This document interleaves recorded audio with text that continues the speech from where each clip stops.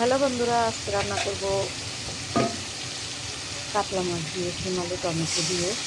এটা আমার খুব পছন্দের একটা সবজি। তো শীতকাল আসছে না, আজকেই একটু শিম নিয়ে আসলাম কিনে। তো টমেটো ছাড়া তো হবেই না। তো মাছটা তো একটু ভেজে নিয়ে তারপরে ভালোভাবে কষিয়ে নিচ্ছি। কষিয়ে নেওয়ার পরে আমি কিন্তু এইভাবে সবসময় মাছ কষিয়ে নিই। তো কষিয়ে নেওয়ার পরে আমি মাছটা তুলে রাখলাম। আর হচ্ছে এখানে শিম আলু দিয়ে দিচ্ছি। কিছুক্ষণ পরে দিয়ে দেবো, কিছুক্ষণ কষিয়ে নেওয়ার পরে দিয়ে দেবো হলো টমেটো। তো আমার কেন জানি শীতকাল আসলে আমার এই সবজিটা খেতে খুবই ভালো লাগে।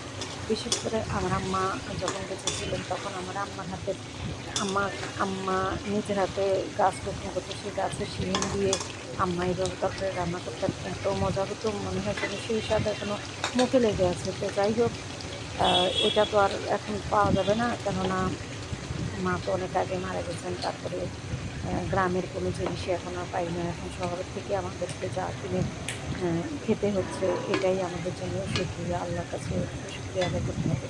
তো দিয়ে দিলাম টমেটো। টমেটোটা একটু আমি আগে থেকেই গলিয়ে নিয়ে রেখেছি।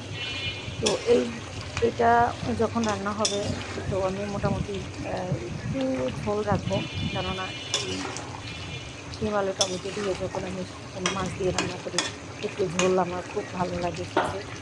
আর এটার স্বাদটাও কিন্তু অতুলনীয় স্বাদ হয়। একদম একটু টক টক লাগে। আর এই টমেটোটা কিন্তু একটু টক টক টমেটো, ঝোল টমেটোগুলো যেটাকে বলে দেশি টমেটো।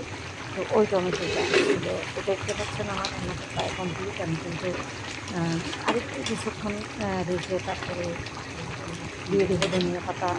যেহেতু শীতকালে যে কোনো সবজির সাথে বা যে কোনো ভাজির সাথে আপনি ধনিয়া পাতা ইউজ করলে সেটা খুবই মজা লাগে খেতে, অন্যরকম একটা ফ্লেভার আসে। তো আমি আজকে যতটুকু ধনিয়া পাতা নিয়ে আসছি, শুধুমাত্র এই সবজিটার জন্যই ওই ধনিয়া পাতাটাকে দিয়ে দিয়েছি। কেননা এখন ধনিয়া পাতা এনে ঘরে রাখা মানেই সাথে সাথে নষ্ট হয়ে যায়, ঘরে ফ্রিজে রাখাই যায় না, নষ্ট হয়ে যায়, কালো হয়ে যায়। ওই জন্য যতটুকু কিনে আনি অতটুকু সবজির মধ্যে দিয়ে দেওয়ার চেষ্টা করি। যাই হোক, কেমন আছেন সবাই? আশা করি সবাই ভালো আছেন। যদি আমার এই রান্নাটা ভালো লেগে থাকে তাহলে অবশ্যই আমার চ্যানেলটাকে সাবস্ক্রাইব করে দেবেন, এবং আমার চ্যানেলটাকে আপনারা সাবস্ক্রাইব করে একটা লাইক বা একটা কমেন্টস করে যাবেন। তো ঠিক আছে, সবাই ভালো থাকবেন। আর আজকে রান্নাটা দেখে যদি মনে হয় হ্যাঁ ভালো লেগেছে, তাহলে আপনারাও চেষ্টা করবেন এভাবে রান্না করতে। আশা করি আমি বাঙালি রান্না দেওয়ার চেষ্টা করি। আশা করি আপনাদের উপকার হবে। ভালো থাকবেন সবাই। আল্লাহ হাফিজ। আসসালাম।